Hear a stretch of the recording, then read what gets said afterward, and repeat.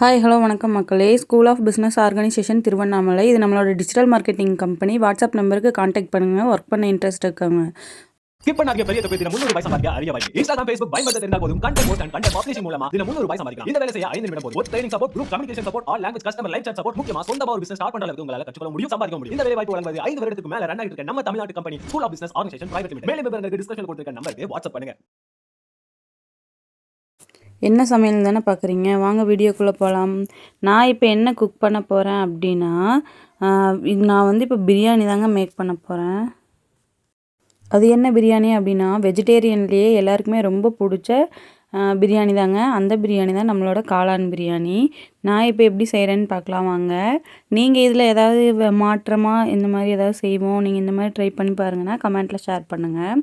First oil கொஞ்சமாக add பண்ணிக்கிறேன். அதுக்கப்புறமா அது கூடயே கீ கொஞ்சமாக ஆட் பண்ணிக்கிறேங்க. இது நல்லா ஹீட் ஆகிக்கட்டும். கீயும் அப்படியே நல்லா மெல்ட் ஆகிக்கட்டும். நெய்யை வந்து நம்ம உருக்கி தான் யூஸ் பண்ணணுங்க எப்போயுமே. அதனால் நெய்யை வந்து நான் உருக்கி எடுத்துக்கிறேன். நெக்ஸ்ட்டு வந்து என்னென்ன இன்க்ரீடியண்ட் எடுத்து வச்சுருக்கேன்னு பார்க்கலாங்க. கொஞ்சமாக கொத்தமல்லி இலை, புதினா இலை, கருவேப்பிலை. நெக்ஸ்ட்டு வந்து இஞ்சி பூண்டு பேஸ்ட் நான் நல்லா கிரைண்ட் பண்ணி எடுத்துருக்கேங்க. அதுக்கப்புறமா பெரிய வெங்காயமும் 2 பச்சை மிளகாவும் நான் எடுத்து வச்சுருக்கேன். நெக்ஸ்ட்டு வந்து என்னென்னா, இப்போ வந்து கடாய் நல்லா ஹீட் ஆகணும். இந்த 4 தக்காளியும் நான் பொடி பொடியாக கட் பண்ணி எடுத்து வச்சுக்கிறேங்க. இது எதுக்காக கை வச்சு பார்க்குறேன் அப்படின்னா, எண்ணெய் நல்லா ஹீட் ஆயிடுச்சுன்னா கொஞ்சம் ஹீட் அதிகமாக வர மாதிரி இருக்கும். இன்னும் கடாய் ஹீட் ஆகலை அப்படின்னா கொஞ்சம் மெதுவாக தான் ஹீட் ஆகி சூடு வருங்க. நெக்ஸ்ட்டு வந்து நம்ம பிரியாணிக்கு எடுத்து வச்சுருக்கிற சோம்பு, பட்டை, கிராம்பு, ஏலக்காய் இது எல்லாமே நம்ம ஆட் பண்ணிக்கலாம். அதுக்கப்புறம் கொத்தமல்லி இலை, புதினா இலை இதெல்லாமே நான் ஆட் பண்ணிக்கிறேங்க. இது நல்லா பொரிஞ்சதுக்கப்புறமா இந்த நம்ம எடுத்து வச்சுருக்கிற 2 பச்சை மிளகாயும் 3 பெரிய வெங்காயம் கட் பண்ணி வச்சுருக்கோம் இல்லையா, அதையும் நம்ம ஆட் பண்ணிக்கலாங்க. இது நல்லா எண்ணெயில் வதங்கிக்கட்டும். அது வரைக்கும் வெயிட் பண்ணிக்கலாம். வெங்காயம் வந்து நல்லா பொன்னிறமாக வதங்கி வரணுங்க. அதுதாங்க பிரியாணிக்கு டேஸ்ட்டையே கொடுக்கும். அதனால் நம்ம நல்லா கலக்கி விட்டுட்டே இருக்கலாம். குக்கர் வந்து இது பெரிய குக்கர் வச்சுருக்கேன், 12 லிட்டர் குக்கரு. அதனால் நான் என்ன பண்ணேன்னா, எனக்கு நிஜமாவே எட்டாது மேலே. ஸ்டூல் போட்டு தாங்க மேலே ஏறி நின்று சமைச்சிட்ருக்கேன். என்னை வந்து என் ஹஸ்பண்ட் வந்து கிண்டல் பண்ணிகிட்டே இருந்தார், இதுக்கு தான் நல்லா வளரணும்னு சொல்லிட்டு. உங்கள் வீட்லேயும் இந்த மாதிரி ஏதாவது ஃபன்னியெல்லாம் நடந்தால் கமெண்ட்டில் ஷேர் பண்ணிக்கோங்க. நெக்ஸ்ட்டு வந்து அரைச்சி வச்சுருக்க இஞ்சி பூண்டு பேஸ்ட்டையும் நான் எடுத்து ஆட் பண்ணிக்கிறேன்.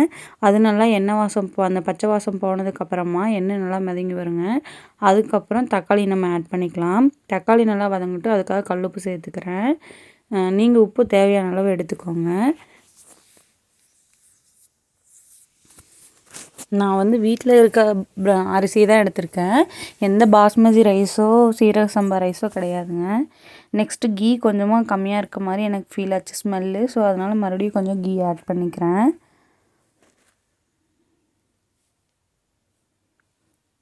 ஒரு சிலருக்கு நெய்யே பிடிக்காதுன்னு சொல்லுவாங்க. அவங்களுக்கெல்லாம் வேணாட்டி ஸ்கிப் பண்ணிக்கலாங்க. இது நல்லா வதங்கிக்கட்டும். நெக்ஸ்ட்டு பிரியாணி மசாலா நான் ஆட் பண்ணிக்கிறேன். காரத்துக்கு தேவையான அளவு கரெக்ட் பண்ணி போட்டுக்கோங்க. அதுக்கப்புறமா கொஞ்சமாக சிக்கன் மசாலா,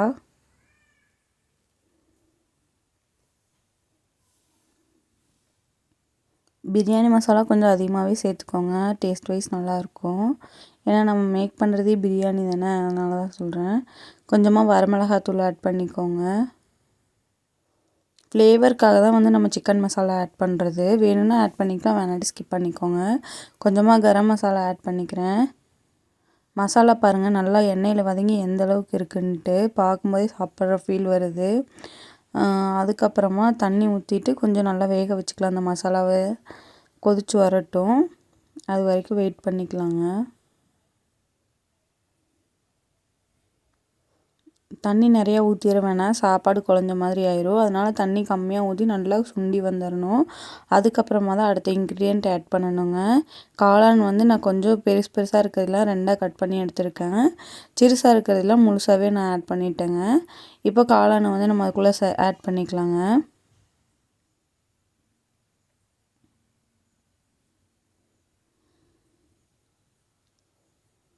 இந்த மாதிரி நல்லா பெரட்டி விட்டுக்கலாம். காளான் கொஞ்சம் தண்ணி விடுற மாதிரி இருக்கும். ஸோ அதனால் நல்லா பெரட்டி விட்டுக்கோங்க. மசாலாலேயே நல்லா மசாலாவும் இறங்கட்டும். அதுக்கப்புறமா தான் நம்ம தண்ணி சேர்க்கணுங்க. இந்த மாதிரி நல்லா வதக்கி விட்டுட்டே இருக்கலாம். அதுக்கப்புறம் அரிசிக்கு எவ்வளோ தண்ணி ஊற்றணுமோ அதுக்கு தகுந்த அளவுக்கு தேவையான அளவு தண்ணி எடுத்து ஆட் பண்ணிக்கலாம். 1 டம்ளருக்கு 2 டம்ளர் தண்ணி ஊற்றினாலே போதுங்க. உங்கள் அரிசியை பொறுத்து நீங்கள் வீட்டில் சமைக்கிற அரிசி தானே.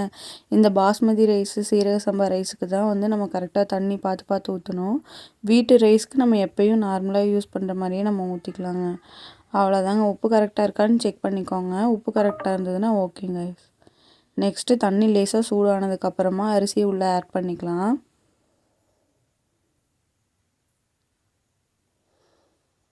உப்பெல்லாம் கரெக்டாக இருக்கான்னு பார்த்துட்டு செக் பண்ணிக்கோங்க. வீடியோ பிடிச்சிருந்துச்சுன்னா லைக் பண்ணுங்கள், ஷேர் பண்ணுங்கள், சப்ஸ்கிரைப் பண்ணி சப்போர்ட் பண்ணுங்கள் மக்களே. என் வீடியோ நிறைய பேர் பார்க்குறீங்க, சப்ஸ்கிரைப் பண்ணாமல் பார்க்குறீங்க. அதனால் சப்ஸ்கிரைப் பண்ணிக்கோங்க. அப்போ தான் நான் போடுற எல்லா குக்கிங் வீடியோவும் உங்களுக்கும் ஒரு ஐடியா கிடைக்கும். நைட் என்ன சமைக்கலாம், நாளைக்கு என்ன சமைக்கலாம் அப்படின்னு சொல்லிட்டு.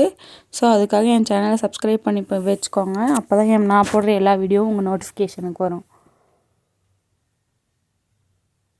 இப்போ நல்லா கலரி விட்டுட்டு உப்பு கரெக்டாக இருக்கான்னு செக் பண்ணிக்கோங்க. உப்பு வந்து லைட்டாக அதிகமாக இருக்க மாதிரி இருக்கணும், ரொம்ப கம்மியாகவும் இருக்கக்கூடாது. ஏன்னா சாப்பாடு சப்புன்னு இருக்க மாதிரி இருக்கும். சப்புன்னு இருந்தால் நல்லாவே இருக்காது. கொஞ்சமாவது உப்பு காரம் இருந்தால் தான் சாப்பாடு டேஸ்ட் கொடுக்குங்க.